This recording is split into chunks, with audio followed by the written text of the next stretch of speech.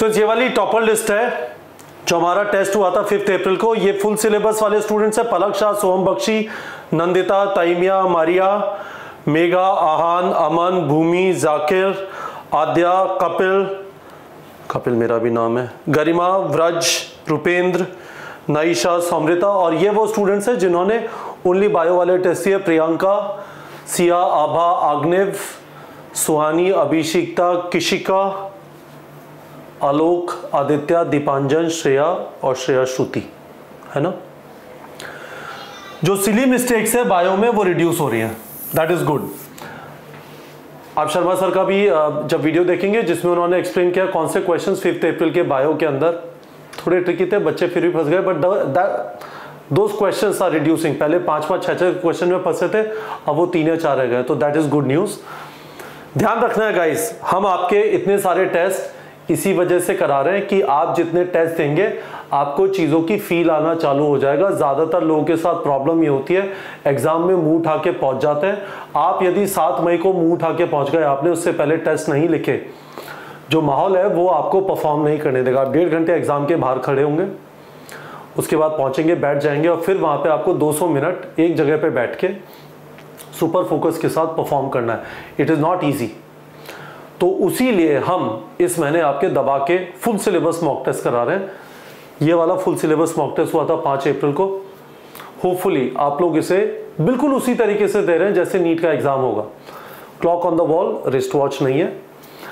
आप उसके बाद पानी का बॉटल रख के बैठते हैं। जब आप थोड़े डिस्ट्रैक्ट होते हैं, थोड़ा सा पानी पी लेते हैं, थोड़ा सा स्ट्रेच वगैरह कर लेते हैं, पर एक जगह पे बैठ के आप बिल्कुल सीरियसनेस के साथ 200 मिनट का एग्जाम दे रहे हैं होपफुली।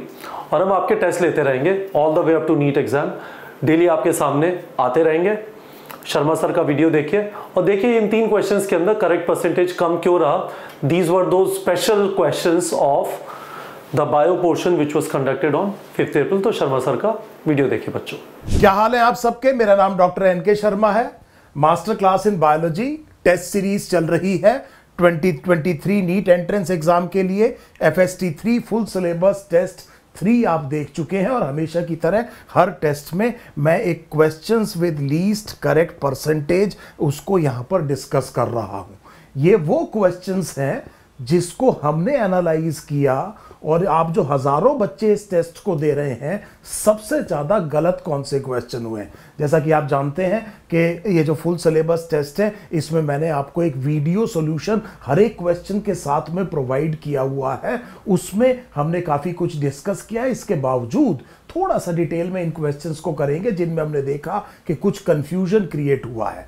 और एक और बात आपको याद दिला दूं, करीब करीब सारे क्वेश्चंस जो है बिल्कुल एड वर्बटिम है एनसीईआरटी के। और इस टाइम पर आप जितना अपनी एनसीईआरटी बेस्ड क्वेश्चंस को, रेलेवेंट क्वेश्चंस को, जो कि वाकई में जिनके आने की संभावना बहुत ज्यादा है नीट एंट्रेंस एग्जाम में, मतलब ये कि वो एनसीईआरटी बेस्ड होने चाहिए, एनसीईआरटी का मटेरियल उसमें इन्वॉल्व होना चाहिए। इस तरह के आप अगर क्वेश्चन करेंगे तो आपका कॉन्फिडेंस भी बिल्ड होगा और इससे मिलता जुलता ही पेपर नीट एंट्रेंस एग्जाम में भी आएगा।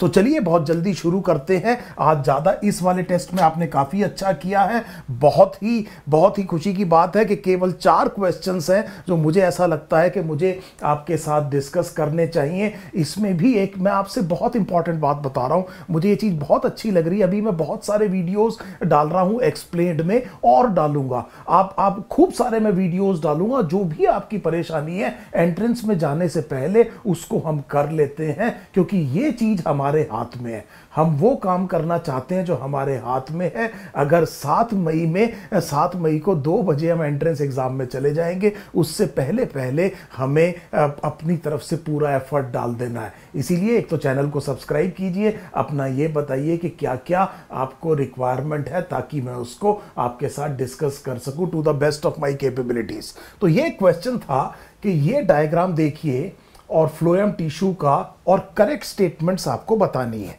सो देखिए ये जो डायग्राम है वो ये डायग्राम है। सो आपकी एनसीईआरटी का ये वाला डायग्राम है, मैंने एनसीईआरटी से ये फिगर काट के रख दी यहां पर। और अब एक तो पहले तो हम ये पहचान लेते हैं कि ए और बी है क्या। सो ए एक तो सीव ट्यूब एलिमेंट है, तो हमें ये पता चल गया कि ए जो है वो सीव ट्यूब एलिमेंट है। ए को हमने पहचाना, हमारे एग्जाम में ये जो क्वेश्चन था उसमें ये सीव ट्यूब एलिमेंट है। और बी को हमने पहचाना, वो कंपेनियन सेल है। सो पहला काम तो हमने ये कर दिया कि ये हमने पहचान लिया। अब देखिए यहां पर बड़े ध्यान से देखिए, जब मैं सीव ट्यूब एलिमेंट्स की बात करता हूं तो यहां पर सीव ट्यूब एलिमेंट्स में लिखा है कि इनके एंड वॉल्स परफोरेटेड हैं, सारी बात लिखी। फिर क्या लिखा है यहां पर, a mature sieve element possesses a peripheral cytoplasm and a large vacuole but lacks a nucleus. It is not dead. It is not dead. It does not have a nucleus like a mature RBC. एक और question NEET entrance में ऐसे पूछा हुआ है कि human beings में जो मैच्योर RBC है और फ्लोएम टिश्यू एंजियोस्पर्म्स में जो सीव ट्यूब एलिमेंट्स है उनमें समानता क्या है। मैच्योरिटी में दोनों में न्यूक्लियस नहीं होता। सो एक तो ये याद रखिए, they are not dead. So A at maturity loses its protoplasm. देखते हैं, आप देख रहे हैं कि पेरिफेरल साइटोप्लाज्म है और लार्ज वैक्यूल है, लेकिन पेरिफेरल साइटोप्लाज्म है, becomes dead. So this is now we know that this is not correct. So हमें यह पता चल गया कि ये वाली स्टेटमेंट तो ठीक नहीं है। अब अगर यहां देखें तो B stores food material and other substances like resins, latex and mucilage. हमने पहचान लिया है कि बी कंपेनियन सेल है। अब ये कंपेनियन सेल क्या करता है, ये कंपेनियन सेल मदद करता है इन सीव ट्यूब एलिमेंट्स के इनके काम को करने में। सो इसका मतलब the companion cells help in maintaining the pressure gradient in the sieve tube, हमें यह पता चल गया। उसके बाद देखिए एनसीईआरटी क्या कह रही है, फ्लोएम पैरेन्काइमा। सो फ्लोएम पैरेन्काइमा को पहचानते हैं, ये वाला जो सेल है ये फ्लोएम पैरेन्काइमा है। सो यहां पर मैं लिख लेता हूं फ्लोएम पैरेन्काइमा, ये वो सेल है, देखिए बड़े ध्यान से, ये वो सेल है जो स्टोर कर सकता है फूड मटेरियल और बाकी substances like resins, latex and म्यूसिलाज। इतनी बात आपको समझ में आ गई कि एक्चुअली ये जो दूसरा स्टेटमेंट है कि stores food material and other substances like resins, latex and mucilage, this would have been true for phloem parenchyma, ये भी ठीक नहीं है। तो इसका मतलब ये हुआ कि both 1 and 2, both statement 1 and 2 are incorrect. ये आपका इसका आंसर हो गया। क्या ये बात आपको समझ में आ गई? एक तो ये क्वेश्चन और इसका रेफरेंस आपकी एनसीईआरटी से, और ये पैराग्राफ हमें क्लियर हो गया। चलिए दूसरा क्वेश्चन देखते हैं। दूसरा क्वेश्चन ये था, which of the following is not a feature of reptile.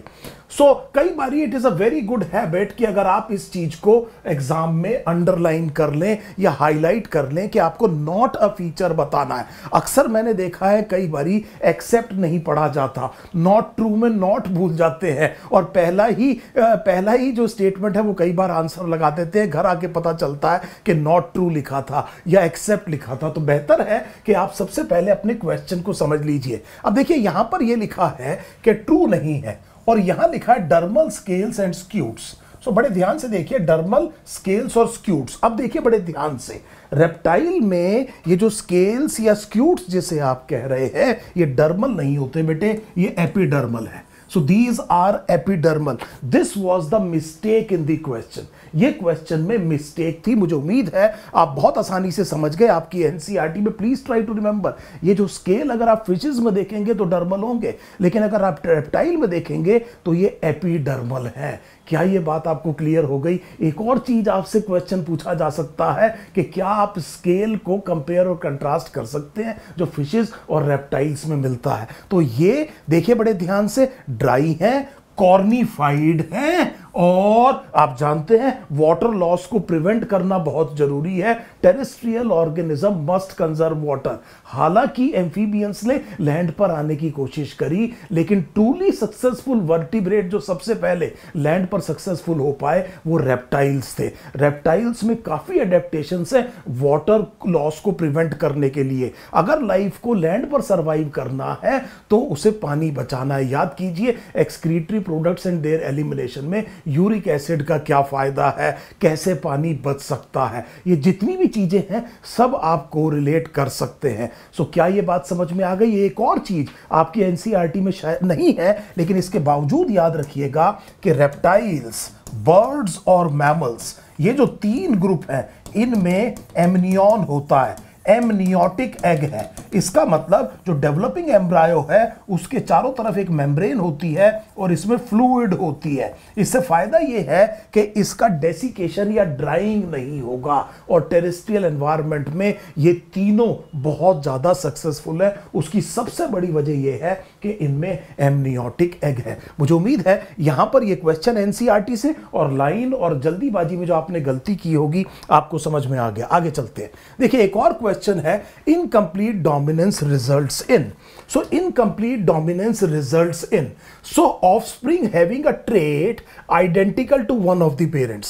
So identical to one of the parents would be complete dominance. Complete dominance में जो F1 से फॉर एग्जांपल पाइसम सटाइवम में टॉल और ड्वार्फ को अगर आप हाइब्रिडाइज करेंगे तो F1 उतना ही टॉल होगा जितना कि पेरेंटल टॉल था। इसे आप क्या कहते हैं? Complete dominance. तो आपको यह समझ में आ गया कि यह मेरा आंसर नहीं है। Offspring having a trait that is a blend of दो सीन इन दी पेरेंट्स। ये गड़बड़ हुई होगी आपसे। आप में से कईयों ने जिन्होंने ये गलती करी है वो ये वाला क्वेश्चन लगा दिया होगा, ये वाला आंसर लगा दिया होगा। लेकिन please try to understand there is no blending in incomplete dominance. Blending नहीं होती है। मेंडल का लॉ जो हर जगह एप्लीकेबल है बेटे वो सेग्रीगेशन है। Unit factors are particulate, they are discrete.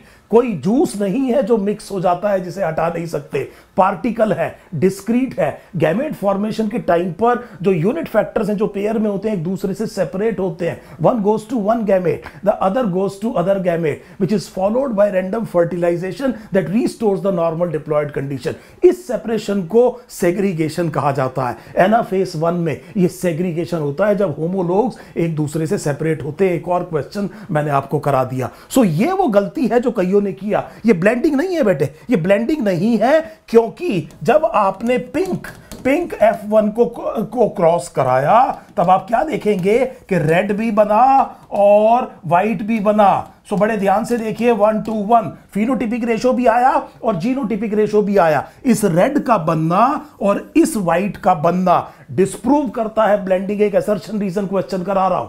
सो देख लीजिए कि ये जो इनकम्प्लीट डोमिनेंस है ये ब्लेंडिंग नहीं है। इसका प्रूफ क्या है कि F2 में आपके पास फिर रेड बना और यहां पर आपके पास व्हाइट भी बना। अगर ये ब्लेंडिंग होती तो सारे के सारे पिंक बनने चाहिए थे। अब देखिए हमारा आंसर क्या है। हमारा आंसर ये है कि यहां पर अगर हम जाएं कि it did not resemble either of the two parents, दोनों में से किसी के भी तरह का नहीं है, and was in between the two, that does not mean blending.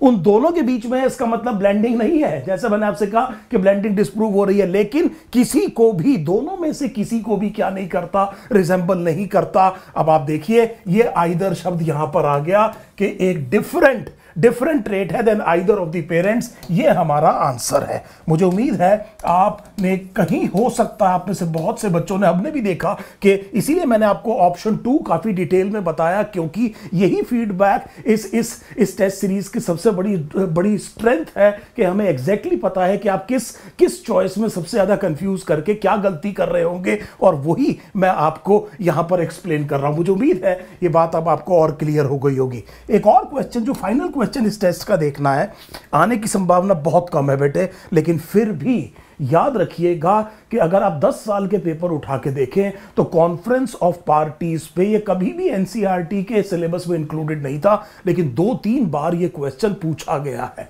सो एक United Nations climate change conference, इसको आप कॉन्फ्रेंस ऑफ पार्टीज कहते हैं। यूएनएफसीसी का मतलब क्या है? यूएनएफसीसी का मतलब यह है यूनाइटेड नेशन फ्रेमवर्क कन्वेंशन है। फ्रेमवर्क कन्वेंशन, इसकी फुल फॉर्म बता रहा हूं, UNFCCC ऑन क्लाइमेट चेंज। सो ये एक यूनाइटेड नेशन का एक कन्वेंशन है, फ्रेमवर्क कन्वेंशन है क्लाइमेट चेंज में। इसके अंडर जो पार्टीज, जो सिग्नेटरी पार्टीज हैं, उनकी एक फॉर्मल जो एनुअल मीटिंग होती है उसे कॉन्फ्रेंस ऑफ पार्टीज कहा जाता है। उसमें ये 2-3 चीजें आप याद रखिएगा कि सबसे पहली तो बर्लिन में हुई और एक इसको जरूर याद रखिएगा, COP3 ये हुई क्योटो में। और हो सकता है आप में से बहुतों को पता हो कि Kyoto protocol green house gases को रोकने के लिए बहुत इंपॉर्टेंट सिग्नेचर हुआ यूनाइटेड नेशन फ्रेमवर्क और कन्वेंशन ऑन क्लाइमेट चेंज के अंदर, इसे क्योटो प्रोटोकॉल कहते हैं। और जैसा हमने बताया कि ये इंडिया में आप जानते हैं कि इसका काफी ज्यादा चर्चा हुई थी, इसलिए I will not be surprised अगर ग्लासगो या अभी जो पिछले साल हुई है शर्म अल शेख इजिप्ट में, ये आपसे पूछ ली जाए। अगली जो है इंसिडेंटली याद रखिएगा वो यूएई में होनी है। सो जो नेक्स्ट है that would be in UAE. So just try to remember this is outside NCERT, very unlikely, लेकिन हिस्टोरिकली क्योंकि 10 साल में 2-3 बार पूछा हुआ है तो मुझे लगा कि कम से कम एक चीज आपको अपडेट कर देनी चाहिए ताकि आपके दिमाग में ये रहे। सो उम्मीद है आपको समझ में आया होगा। आप बहुत अच्छा कर रहे हैं इस पेपर को, खूब सारे एक्सप्लेन वीडियोस आपके सामने आने वाले हैं। आप बेधड़क बेटे पूछते चले जाइए, जो भी प्रॉब्लम आ रही है, आप में से कईयों ने मुझसे कहा है असर्शन रीजन कराइए, बहुत जल्दी मैं आपके साथ असर्शन रीजन कर रहा हूं। कोई स्पेसिफिक चैप्टर में आपकी रिक्वायरमेंट है असर्शन रीजन में तो वो भी आप मुझ तक पहुंचा दीजिए। Thank you for your time, thank you so much.